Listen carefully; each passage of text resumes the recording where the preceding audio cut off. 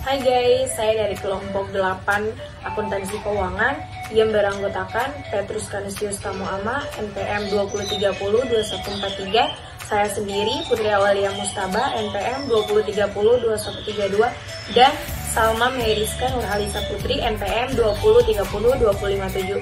Ini kami akan menjelaskan laporan yang sudah kelompok kami buat, yaitu dengan judul Liabilitas Jangka Pendek, Provisi, dan Kontingensi serta pengaruhnya dalam dunia akuntansi, yang dimana terdapat 3 subtopik, yaitu yang pertama, menjelaskan sifat, jenis, dan penilaian liabilitas jangka pendek. Yang kedua, menjelaskan isu-isu pengelompokan utang jangka pendek yang diharapkan dapat dibiayai kembali. Yang ketiga, menjelaskan akuntansi dalam berbagai profesi. Di sini saya akan menjelaskan tentang sifat, jenis, dan penilaian liabilitas jangka pendek. Tentunya kita harus mengetahui dulu apa itu pengertian dari liabilitas dan pengertian dari liabilitas jangka pendek.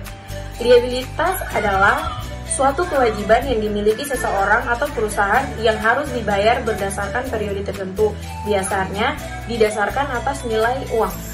Kemudian, liabilitas jangka pendek. Liabilitas jangka pendek adalah kas atau aset lain yang diharapkan perusahaan untuk dikonversi menjadi uang tunai, dijual, atau dikonsumsi dalam operasi dalam satu siklus operasi atau dalam 1 tahun. Kemudian, sifat liabilitas jangka pendek. Yang pertama, menurut Soemarso, kewajiban adalah suatu tugas atau tanggung jawab untuk bertindak atau melakukan sesuatu dengan cara tertentu. Kewajiban jangka pendek adalah kewajiban perusahaan terhadap pihak ketiga yang harus dilunasi dalam waktu 1 tahun. Kemudian yang kedua, menurut PSAK, liabilitas merupakan utang perusahaan masa kini yang timbul dari peristiwa masa lalu. Penyelesaiannya diharapkan mengakibatkan arus keluar dari sumber daya perusahaan yang mengandung manfaat ekonomis. Kemudian yang berikut adalah jenis liabilitas jangka pendek. Jenis dari liabilitas jangka pendek ini terdapat 10. Itu yang pertama, utang usaha. Utang usaha merupakan saldo yang harus dibayarkan kepada orang lain untuk barang, perlengkapan, atau jasa yang dibeli dengan pembayaran kemudian atau open account. Yang kedua, wesel bayar. Merupakan janji tertulis untuk membayar sejumlah uang tertentu di masa depan sesuai tanggal yang telah ditetapkan atau disepakati. Yang ketiga, bagian lancar dari utang jangka panjang. Bagian utang jangka panjang yang akan jatuh tempo 1 tahun yang akan datang. Yang keempat, kewajiban jangka panjang yang diharapkan dapat dibiayai kembali. Utang yang dijadwalkan akan jatuh tempo dalam 1 tahun setelah tanggal laporan perusahaan posisi keuangan atau dalam siklus operasi normal. Yang kelima yaitu utang dividen. Utang dividen adalah jumlah yang harus dibayar perusahaan kepada para pemegang saham sebagai akibat dari otorisasi Dewan Direksi. Yang keenam, uang muka dan deposito pelanggan, meliputi deposito tunai yang dapat dikembalikan yang diterima dari pelanggan dan karyawan. Yang ketujuh, pendapatan diterima di muka. Pendapatan yang diterima di muka adalah pendapatan yang sudah diterima di kas negara, tetapi belum menjadi hak pemerintah, karena masih terdapat kewajiban pemerintah untuk memberikan barang atau jasa di kemudian hari sebagai konsekuensi penerimaan pendapatan di kas negara tersebut. Yang kedelapan, utang pajak penjualan. Merupakan pajak yang harus dibayar atas transaksi penjualan dan pembelian yang dilakukan selama 1 masa pajak atau 1 bulan.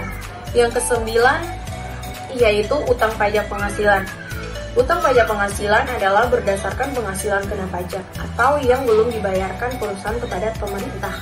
Yang terakhir, liabilitas terkait karyawan. Liabilitas terkait karyawan ini terbagi 3, yaitu 1. Pemotongan gaji, di mana pemotongan gaji itu termasuk pajak, premi, asuransi, tabungan, karyawan, dan iuran serikat pekerja.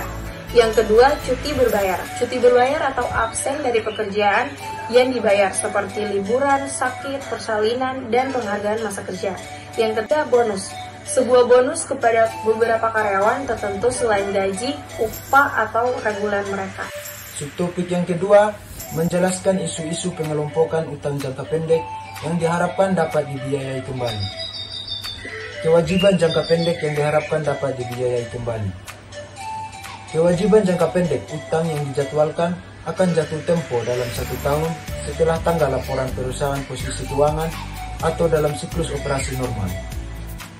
Beberapa kewajiban jangka pendek yang diharapkan akan dibiayai kembali atau short term obligation expected to be refinanced dalam jangka panjang. Kewajiban jangka pendek ini tidak akan memerlukan penggunaan modal kerja selama tahun mendatang atau siklus operasi. Berikut kriteria pembiayaan kembali. Untuk mengatasi masalah klasifikasi ini, IASB telah mengembangkan kriteria untuk menentukan keadaan di mana kewajiban jangka pendek dapat dikeluarkan dari liabilitas jangka pendek dengan benar. Secara khusus, perusahaan bisa mengecualikan kewajiban jangka pendek dari liabilitas jangka pendek jika kedua kondisi berikut terpenuhi. Yang pertama, perusahaan harus berniat untuk membiayai kembali kewajiban atas dasar jangka panjang, dan yang kedua, perusahaan harus memiliki hak tanpa syarat untuk menunda penyelesaian liabilitas untuk setidaknya 12 bulan setelah tanggal pelaporan. Berikutnya, utang dividen. Utang dividen tunai atau cash dividend payable adalah jumlah yang harus dibayar perusahaan kepada para pemegang saham obligasi sebagai akibat dari otorisasi Dewan Direksi atau dalam kasus lain suara pemegang saham. Pada tanggal pengumuman, perusahaan mengasumsikan liabilitas menempatkan pemegang saham dalam posisi kreditor dalam jumlah dividen yang diumumkan. Oleh karena perusahaan selalu membayar dividen tunai dalam waktu 1 tahun pengumuman atau umumnya dalam waktu 3 bulan, perusahaan mengklasifikasikan dividen yang diumumkan sebagai liabilitas jangka pendek. Di sisi lain, perusahaan tidak mengakui dividen akumulasi, tetapi dividen yang tidak diumumkan atas saham preferen kumulatif sebagai liabilitas. Mengapa? Karena tunggakan saham dividen preferen atau preference dividend arrears bukan merupakan kewajiban sampai Dewan Direksi mengotorisasikan pembayaran. Namun demikian, perusahaan harus mengungkapkan jumlah dividen kumulatif yang belum dibayar dalam catatan atas laporan keuangan atau menunjukkannya dalam penjelasan di bagian modal saham. Uang muka deposito pelanggan. Liabilitas jangka pendek mungkin meliputi deposito tunai yang dapat dikembalikan yang diterima dari pelanggan dan karyawan. Perusahaan dapat menerima deposito dari pelanggan untuk menjamin kinerja kontrak atau jasa atau sebagai jaminan untuk menutupi pembayaran kewajiban masa depan yang diharapkan. Misalnya, perusahaan seperti Altel Corp sering membutuhkan deposito pada peralatan yang digunakan pelanggan untuk terhubung ke internet atau mengakses jasa layanan lainnya. Altel juga dapat menerima deposito dari pelanggan sebagai jaminan untuk kemungkinan kerusakan aset. Selain itu, beberapa perusahaan mewajibkan karyawannya untuk melakukan setoran untuk pengembalian aset utama perusahaan atau aset lainnya. Klasifikasi item ini sebagai liabilitas jangka pendek atau jangka panjang tergantung pada waktu antara setoran dan terminasi hubungan yang memerlukan setoran. Berikutnya, pendapatan diterima di muka. Penerbit majalah seperti Hekte menerima pembayaran saat pelanggan berlangganan majalahnya. Perusahaan penerbangan seperti China Southern Airlines menjual tiket untuk penerbangan di masa mendatang. Selain itu, perusahaan perangkat lunak seperti Microsoft menerbitkan kupon yang memungkinkan pelanggan untuk meningkatkan ke versi berikutnya pada perangkat lunak mereka. 1. Setelah menerima uang muka, debit pada kas, dan kredit pada akun liabilitas jangka pendek untuk mengidentifikasi sumber pendapatan diterima di muka. 2. Setelah memperoleh pendapatan debit pada akun pendapatan diterima di muka dan kredit pada akun pendapatan yang diperoleh. Utang pajak penjualan. Retail seperti Walmart, Carrefour, dan Tesco harus menagih pajak penjualan atau pajak pertambahan nilai dari pelanggan atas pengalihan aset pribadi berwujud dan atas jasa tertentu, serta kemudian harus mengirimkan pajak ini kepada otoritas pemerintah yang sesuai. Walmart misalnya menetapkan liabilitas untuk pajak yang dikumpulkan dari pelanggan, tetapi belum disetorkan kepada otoritas pajak. Akun utang pajak penjualan harus mencerminkan liabilitas untuk pajak penjualan. Berikutnya, utang pajak penghasilan. Sebagian besar pajak penghasilan bervariasi sesuai dengan jumlah laba tahunan. Dengan menggunakan informasi terbaik dan pertimbangan yang tersedia, bisnis harus mempersiapkan pengembalian pajak penghasilan dan menghitung utang pajak penghasilan yang diperoleh dari operasi pada periode berjalan. Perusahaan harus mengklasifikasikan utang pajak pada laba neto sebagai liabilitas jangka pendek yang dihitung pada pengembalian pajak. Tidak seperti perusahaan, kepemilikan perseorangan dan kemitraan bukanlah entitas kena pajak.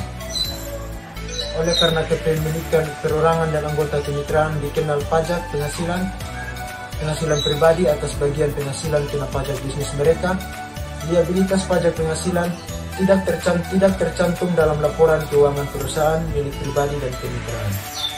Di sini saya akan menjelaskan tentang akuntansi untuk berbagai jenis profesi. Dari judul ini saya akan memaparkan 4 bagian, yaitu pengakuan profesi, yang kedua pengakuan profesi, yang ketiga jenis umum profesi, yang keempat pengungkapan profesi. Profesi adalah liabilitas yang waktu dan jumlahnya belum pasti. Yang dapat membedakan profesi dengan liabilitas jangka pendek lainnya adalah mengenai waktu dan jumlahnya yang belum pasti. Umumnya entitas mengetahui peristiwa masa lalu yang mengakibatkan adanya kewajiban ini. Namun dalam kasus tertentu dibutuhkan pendapatan ahli untuk menentukan kewajiban ini yang timbul. Ketidakpastian ini mengenai waktu atau jumlah pengeluaran di masa depan yang dibutuhkan untuk menyelesaikan kewajiban. Pengungkapan profesi terdiri dari 3. Yang pertama, entitas memiliki kewajiban kini baik bersifat hukum maupun bersifat konstruktif sebagai akibat masa lalu. Yang kedua, kemungkinan besar penyelesaian kewajiban tersebut mengakibatkan arus keluar sumber daya yang mengandung manfaat ekonomi.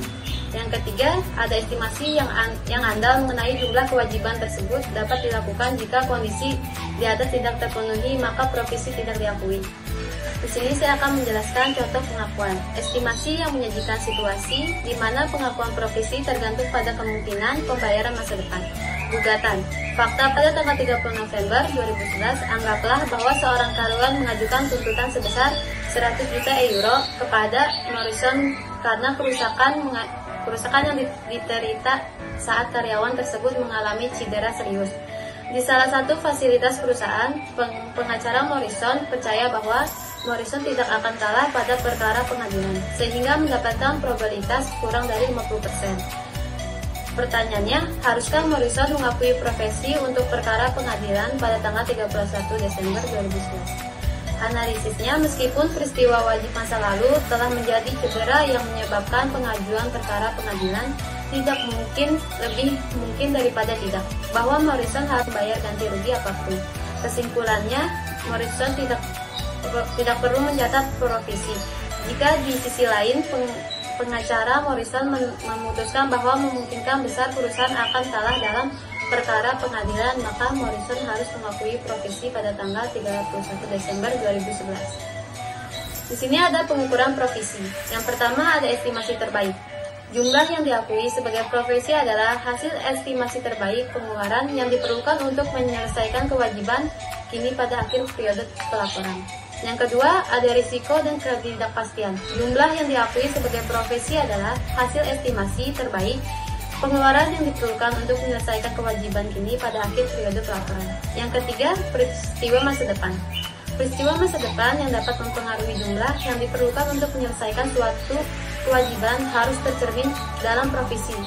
Jika ada bukti objektif bahwa peristiwa itu akan terjadi. Yang keempat, nilai kini.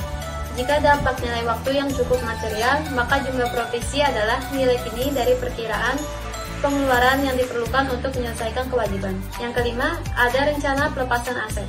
Keuntungan sehubungan dengan rencana pelepasan aset tidak boleh dipertimbangkan dalam menghitung suatu profesi.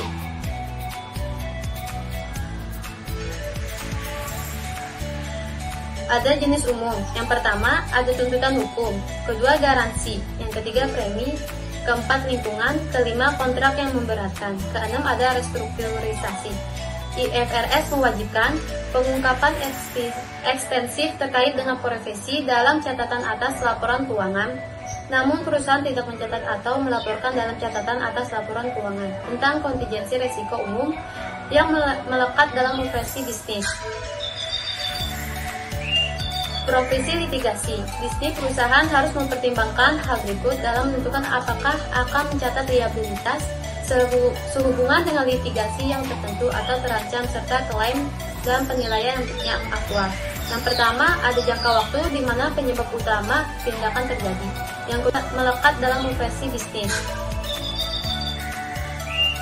Profesi litigasi. Bisnis perusahaan harus mempertimbangkan hal berikut dalam menentukan apakah akan mencatat liabilitas sehubungan dengan litigasi yang tertentu atau terancam serta klaim dan penilaian yang aktual. Yang pertama, ada jangka waktu di mana penyebab utama tindakan terjadi. Yang kedua, probabilitas hasil yang tidak menguntungkan. Yang ketiga, ada kemampuan untuk membuat estimasi jumlah kerugian yang masuk akal.